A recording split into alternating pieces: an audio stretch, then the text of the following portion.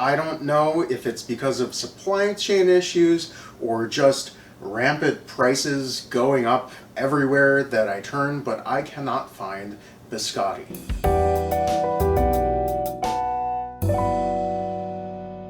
I went to 3 different stores in St. Paul, plus my favorite coffee shop. No one had biscotti. I've never had a problem finding it before, so I have to assume the worst. And in the time that it took me to look, I probably could have gotten at least most of the way through the recipe. So here it is. I'm going to show you how to make delicious homemade biscotti, and it's only going to take about $1 worth of ingredients. Now, I really love beautifully simple almond biscotti, and instead of buying almonds when I was out just now, I'm going to use what I have, and what I have is almond flour. And almond flour is just ground almonds. So we're going to take 30 grams of almond flour, or about a 1/4 cup, and we're just going to toast it. We're going to throw it in a very hot, dry pan and toast it. And meanwhile, I'm going to leave my almond flour over here to the side just so I can compare the visuals. How do you tell when it's hot enough? Just get your fingers wet. All right, and if it sizzles off right away, you're done. That took a little while to sizzle off. This should be ready in about 20 to 30 seconds. That's more like it. And this is going to spend almost an hour in the oven, broken up. So I don't want to toast it all the way. I just want to get it started and get some of that almond taste, almond flavor working. I can see it starting to work. I'm going to turn the heat off and continue to move this around. I can smell the almonds just very lightly. That's very nice. Then I'm going to transfer this to a bowl, stop it cooking. See the difference there? Very slight, but this one smells like something I want to eat. You're always getting into something, huh? He was playing with this cap from the butane for that stove I was using. If you watch my figgy pudding episode, you can see how big he's gotten. After a quick hand wash, back to the episode. All-purpose flour, about 120 grams, or a cup, 1/4 teaspoon of salt, and 1/2 teaspoon of baking powder. You want baking powder, not baking soda. Baking powder reacts to heat, baking soda reacts to acid. Mix that up, get that nice and uniform, and then we're going to grab another bowl, start our wet ingredients. That's what happens when I look at the camera and not what I'm doing. 1 and 2 eggs. Give that a nice beat. I want 1/2 to 1 teaspoon of almond extract. You can use vanilla extract if you want, but remember the only almond I have in here is that almond flour, which is going to be delicious. This is just going to add another level. Da-na-na-na-na-na. White sugar we want about 75 grams, which is about 3/8 of a cup.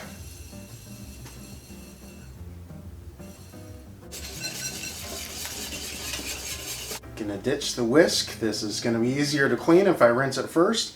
Combine my ingredients.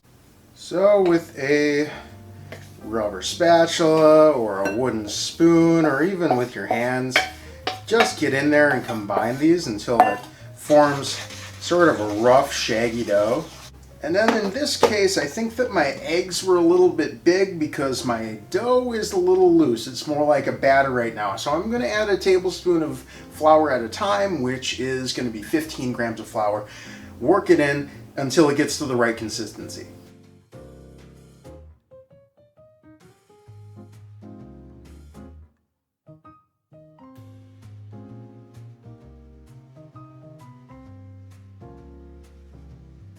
And that's what this took. That's about the consistency you're looking for. I'm just going to continue working with it until I don't see any more dry spots, but you don't want to build up a lot of gluten. It doesn't really matter if you do. It's not like a pancake batter where we need it to be all nice and loose and fluffy. It just doesn't need it, so that's not the goal.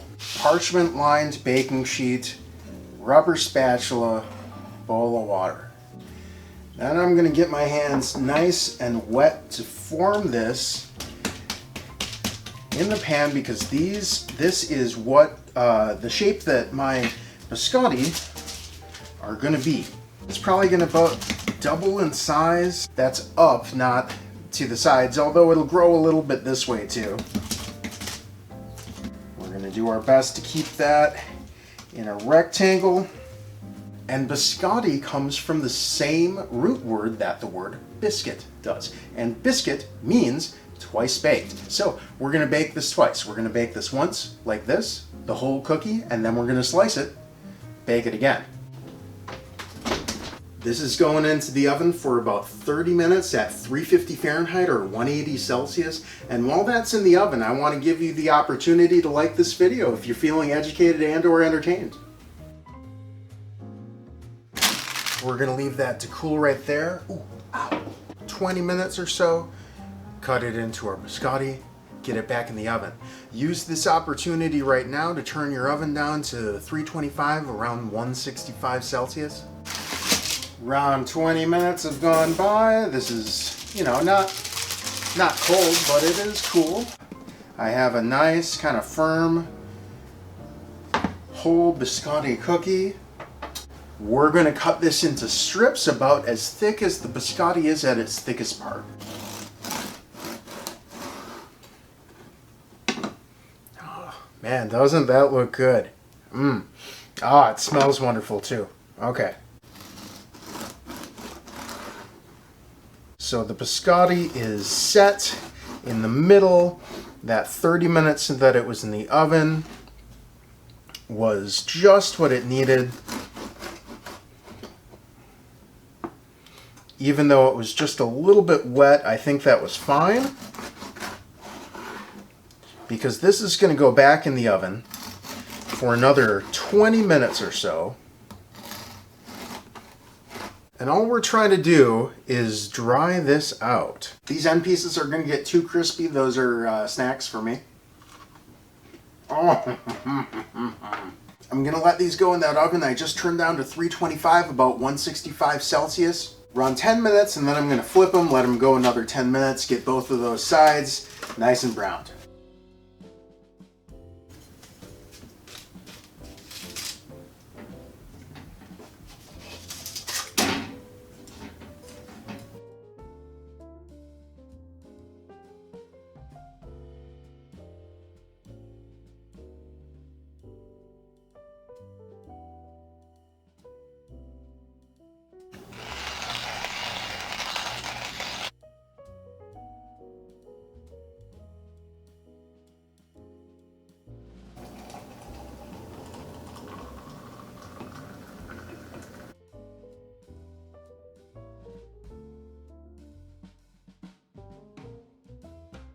A little late in the day for me. It's about 3 p.m. but this is well worth it to try my biscotti.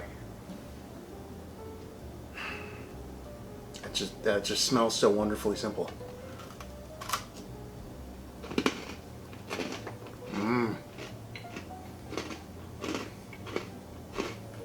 What a wonderful mistake. This morning, I was so frustrated that I couldn't find biscotti. I wanted to make a cheesecake for my daughter's birthday, but I wanted to use ricotta to tie in with my ricotta videos. And instead of a graham cracker crust, I had this great idea to use a biscotti crust.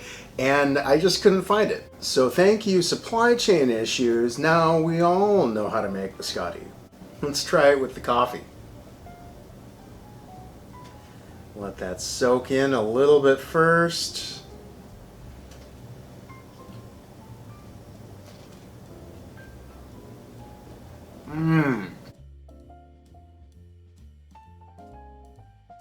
There are certain combinations that I think are too good to waste on each other.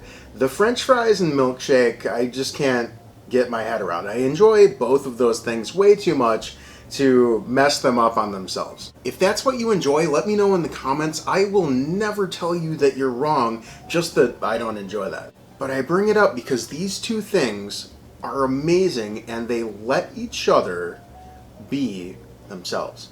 What a wonderful thing. If you want to see some more cookies, I made a single serving of peanut butter cookies that's out of this world. And then if you want to see Dr. Malcolm when he was a kitten, I'm going to post this figgy pudding video right here. He was about 3 months old there.